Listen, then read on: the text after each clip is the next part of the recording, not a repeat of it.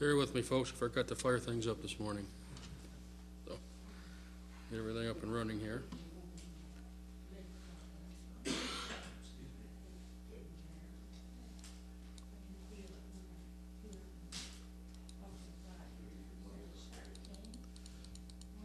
Say again?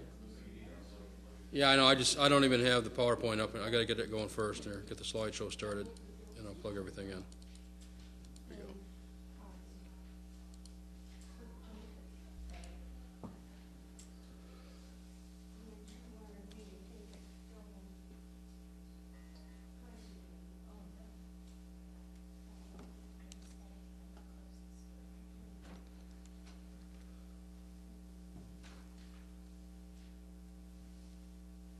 Nothing yet.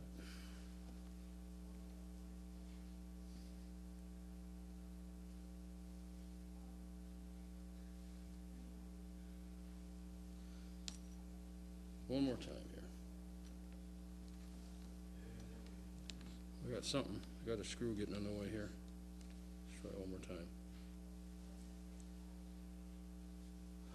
Okay, let's try it again.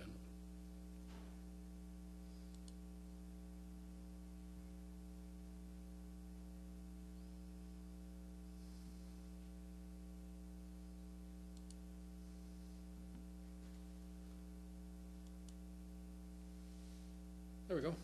We're up. Let's make sure I'm at the right spot.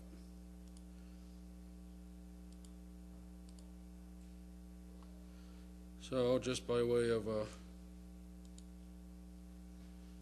update, when we went to the doctor last night for Ben, they said because of the age that he's at, they got growth plates all over the place in the bones. So they couldn't tell for sure if he had a fracture or not. So they're treating it as such until we can see the orthopedic surgeon this week. So, I don't know why, but I guess. Maybe it would have been better to have old daughters. I don't know. Don't tell him I said that.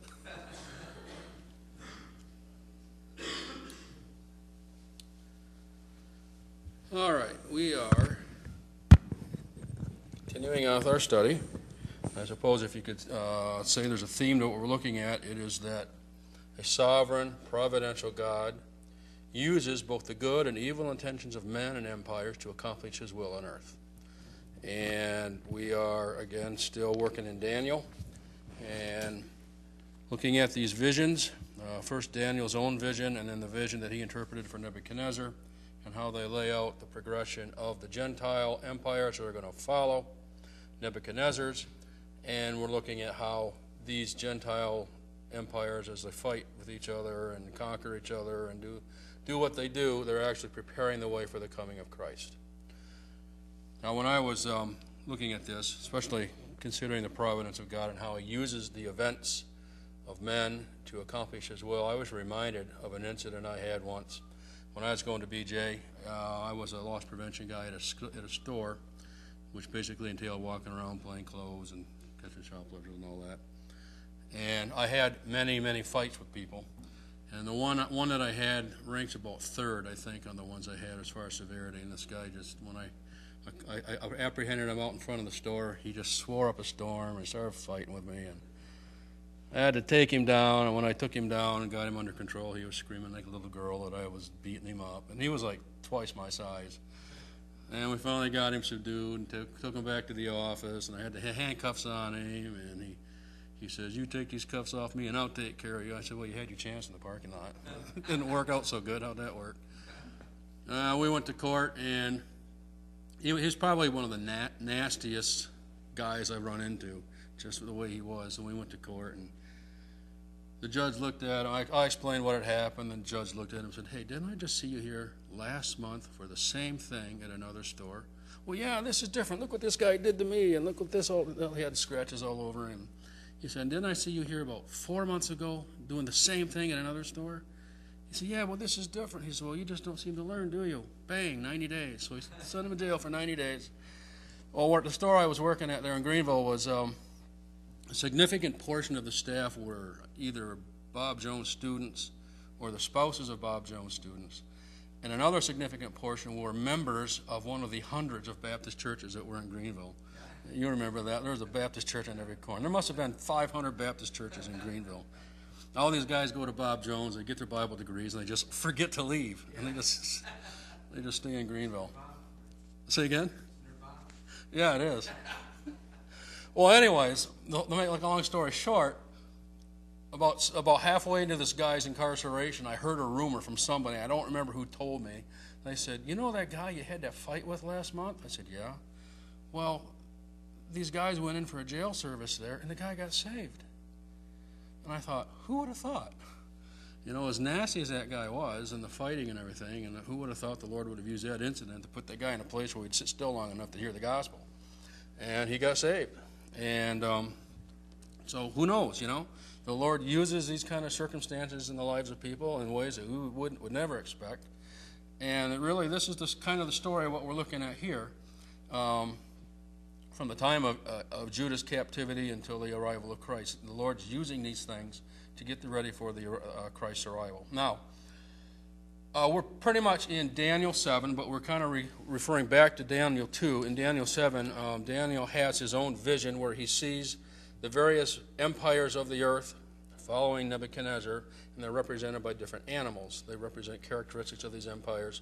In Daniel 2, we see the parallel passage where Nebuchadnezzar has his vision, where he sees this great image, head of gold, chest and arms of silver, thighs and belly of brass, legs of iron. They represent also these empires are going to follow Nebuchadnezzar's, and they correspond with each other.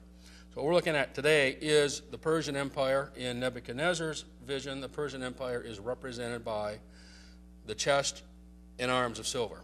And in this vision in Daniel 7, it's represented by the bear. The bear, and it specifically states in Daniel 7:5, "And behold, another beast, a second like to a bear, and it raised up itself on one side, and it had 3 ribs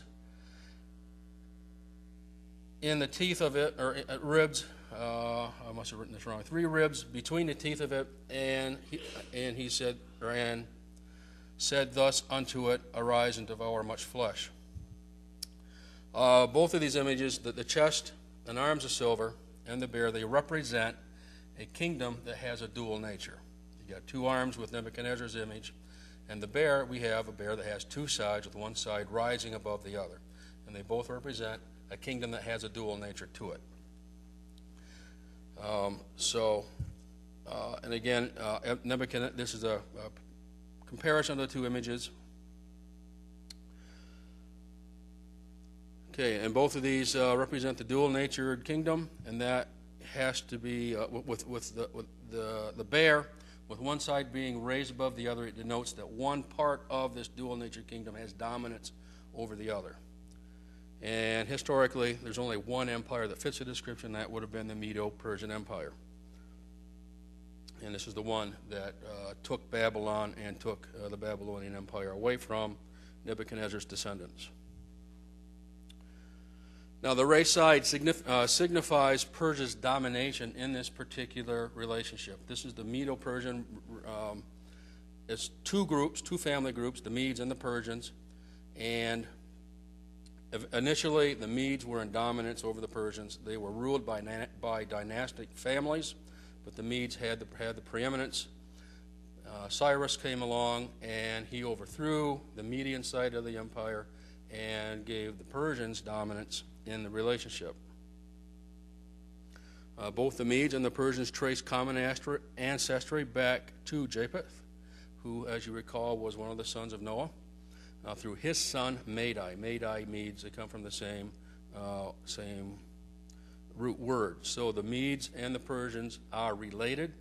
Even anthropologists and archaeologists will also agree that the Medes and the Persians were related linguistically. They're related as a family group.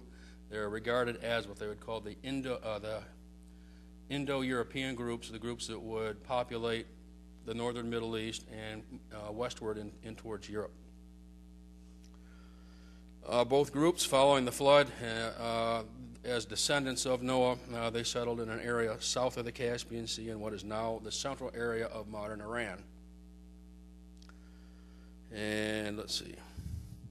They're closely related in race, language, and religion.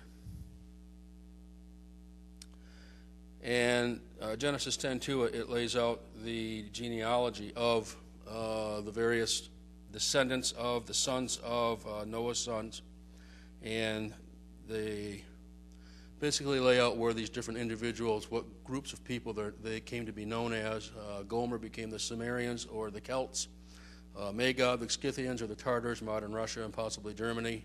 Madai, the Medes. Javan, Greece, Syria, etc., and so on. And I had three sources that all agreed with this interpretation of these descendants of Japheth.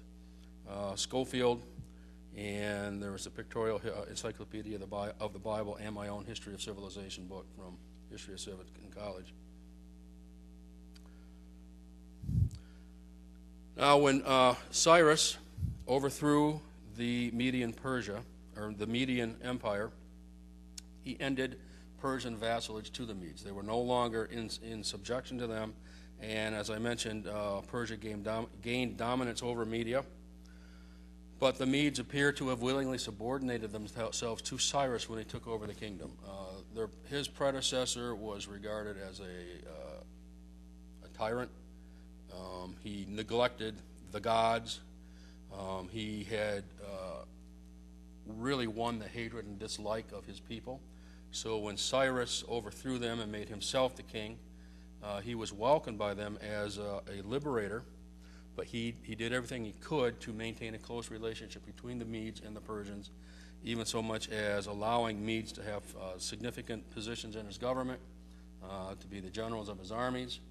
And in Daniel 5, when we read of the Persians overthrowing Babylon and killing Belshazzar, it tells us specifically that Darius the Mede was the head of the army that conquered Babylon.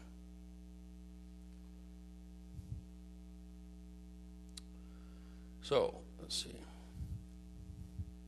So through policies of humane tolerance, Cyrus II succeeded in welding the Medes and the Persians into a single unified kingdom, yet retained Persian dominance in the relationship.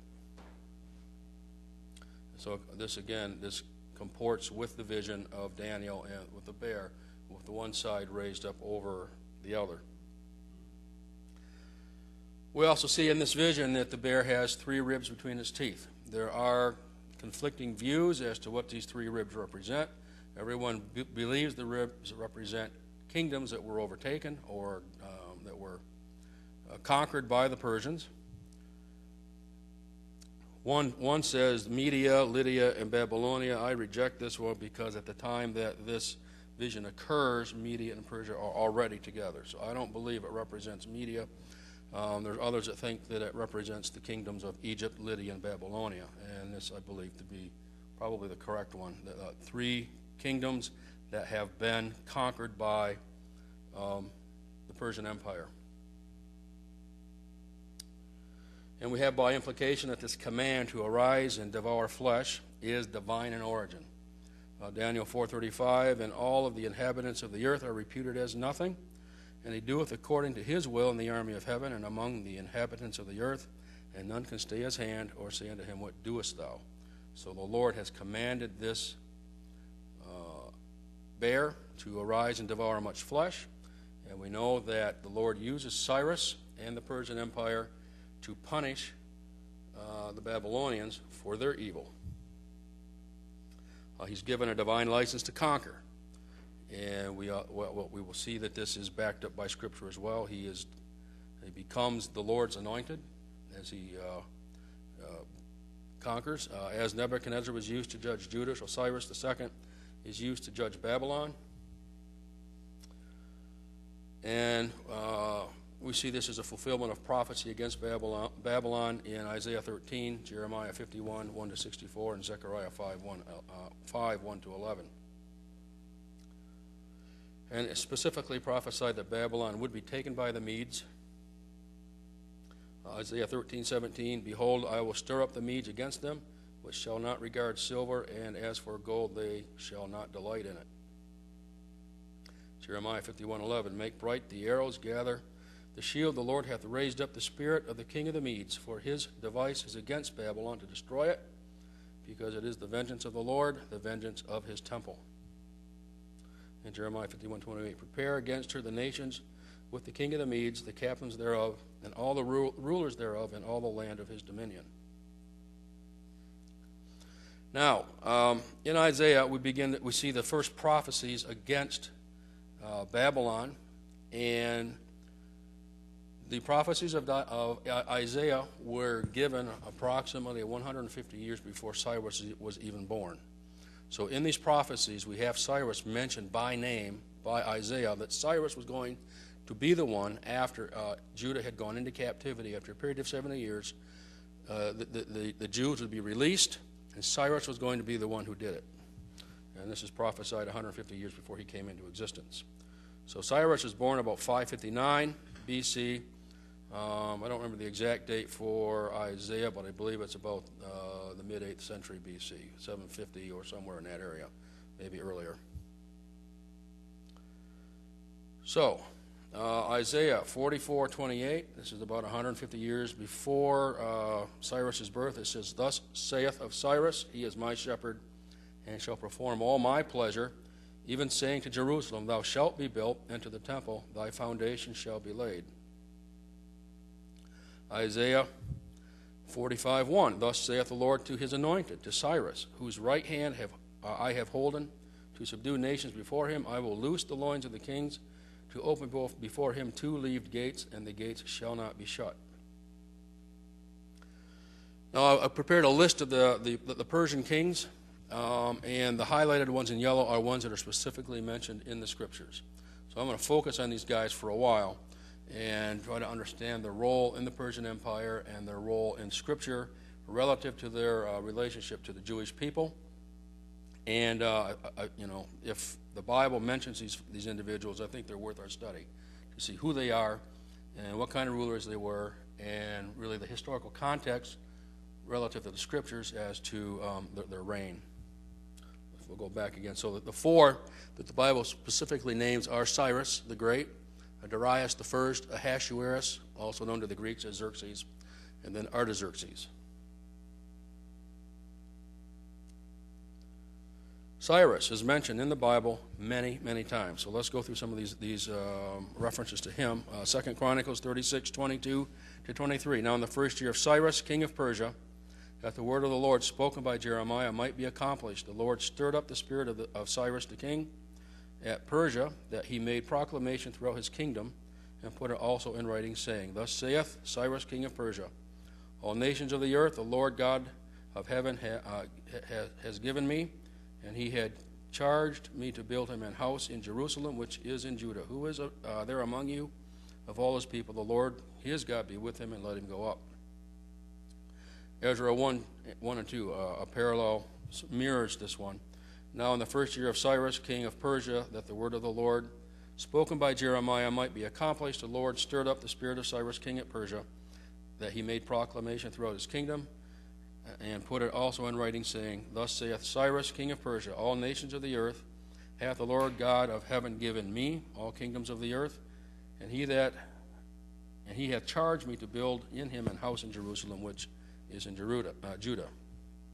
Ezra 1, 7 and 8. Also Cyrus, the king, brought forth the vessels out of the house of the Lord, which Nebuchadnezzar had brought forth out of Jerusalem, and put them in the house of his gods. Even those did Cyrus, king of Persia, bring forth by the hand of Mithredath, the treasurer, and numbered them unto Sheshbazzar, the prince of Judah.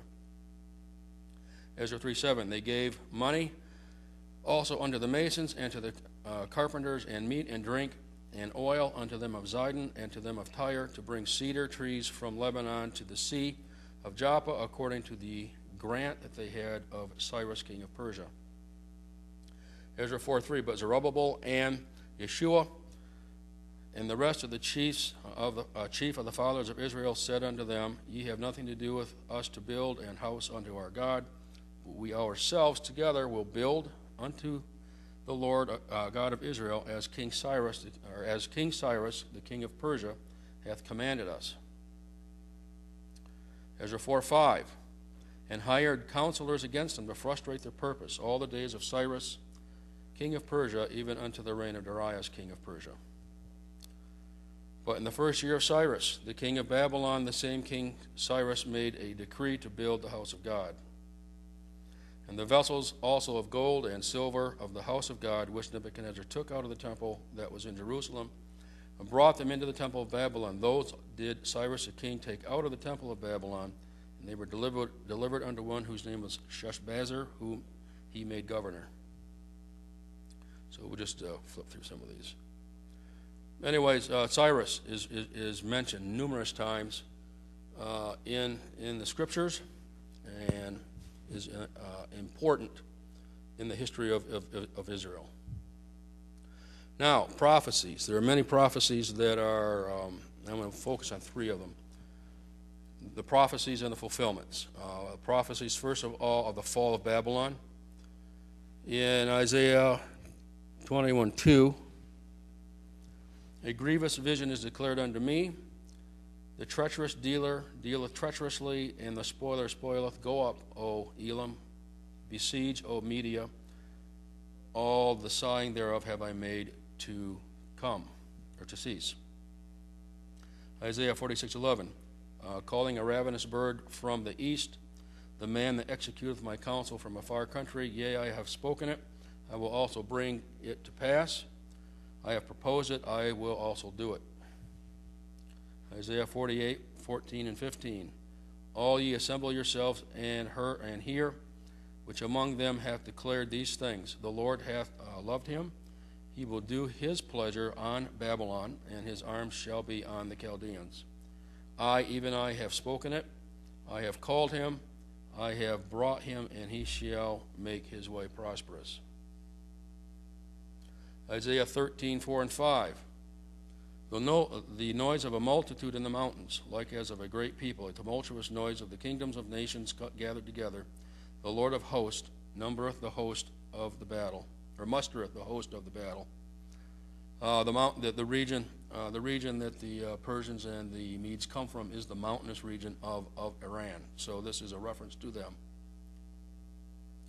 They come from a far country and from the end of heaven, even the Lord, and the weapons of his indignation to destroy the whole land. Isaiah 13:17, behold, I will stir up the Medes against them, which shall not regard silver, and as for gold they shall not delight in it. Isaiah 45:1, thus saith the Lord to his anointed, to Cyrus, whose right hand I have holden, to subdue nations before him, and I will loose the loins of kings, and to open before him the two-leaved gates, and the gates shall not be shut. So in the fulfillment, first we have in Daniel 5, where Belshazzar encounters the writing on the wall, and Daniel interprets it. And Daniel tells Belshazzar, you have been weighed in the balance and found wanting. This night the kingdom will be taken from you.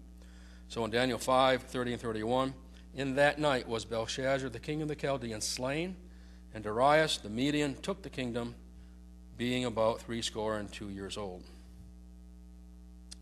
There are also extra-biblical sources that parallel the biblical account, that verify the biblical narrative. These are something called the Cyrus Cylinder, which was excavated by the archaeologist, the Chronicle of Nabonidus, Herodotus, the Greek historian, and one that I left off. There's a Persian historian by the name of Berosus. They all reference this particular incident. The Medes and the Persians came out of the mountains and central Iran as they begin their conquests. Belshazzar was actually not, he was only ruling as the co-regent with his father Nabonidus. Nabonidus had taken an indefinite sabbatical, if you want to call it that. He left the kingdom. He'd been gone for 14 years, hadn't been to the city at all, and he had left his son to run the kingdom for him. And his son Belshazzar was the co-regent, effectively acting as the king, and he was thoroughly hated by his people.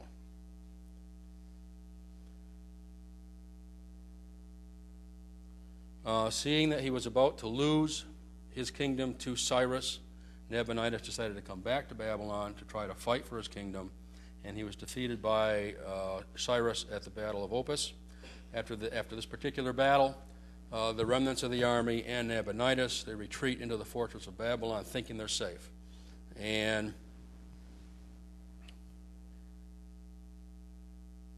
so the feast, the historical context for the feast in which Belshazzar sees the handwriting on the wall, the extra biblical sources say that the Babylonians, believing that they were impregnable and that they could not be taken because they were inside their fortress, they had this wild party as a way of showing their contempt for Cyrus and the Persians.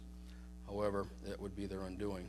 And as we saw before, in that very night, the Persians took the kingdom. Now, there are two accounts of the fall of Babylon. We mentioned this last spring. One is that the Persians diverted the Euphrates River for a period of time and allowed either the riverbed to completely dry out or to go far enough down where the soldiers could go in under the water gate into the city and take the city. There's another account where the priests, because they were angry with Nabonidus and his neglect of the gods, there's an account that they had voluntarily thrown open the gates for the Persians to come in.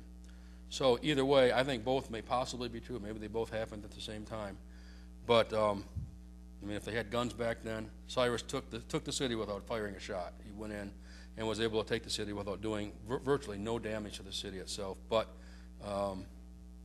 Belshazzar was killed that night, and the other historical accounts indicate that Nabonidus he fled but was captured shortly thereafter, and he was eventually put to death himself.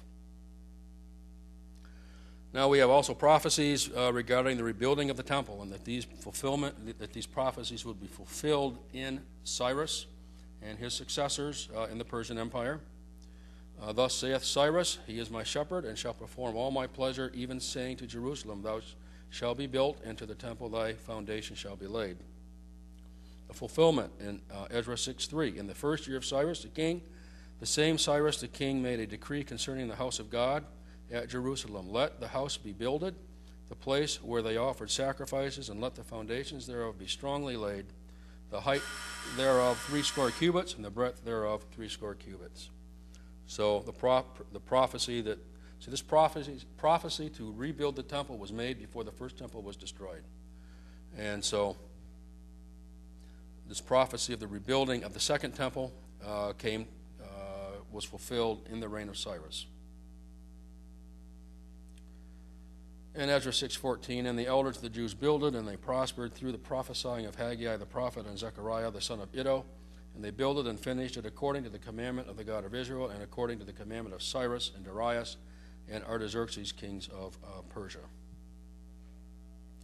And then, but in the first year of Cyrus, the king of Babylon, the same king, Cyrus made a decree to build this house of God.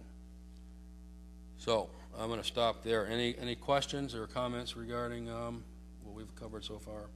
Yeah, Mike.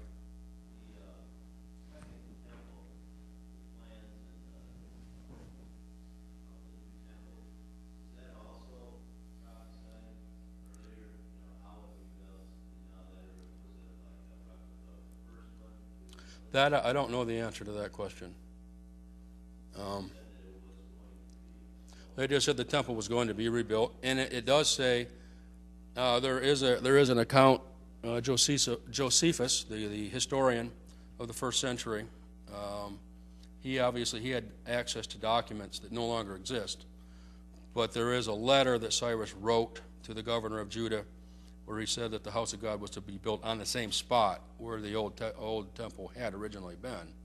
So I'm assuming that that new temple would at least follow the foundations of the previous temple, whatever those dimensions were. But I'm just speculating.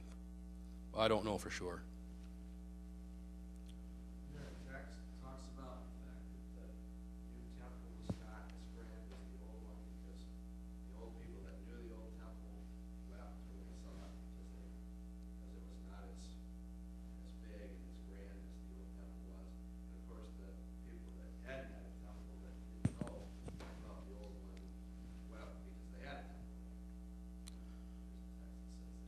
Right, and I'm sure if you're looking through Ezra and Nehemiah, there was a lot of opposition to the building of the temple, and that may have had something to do with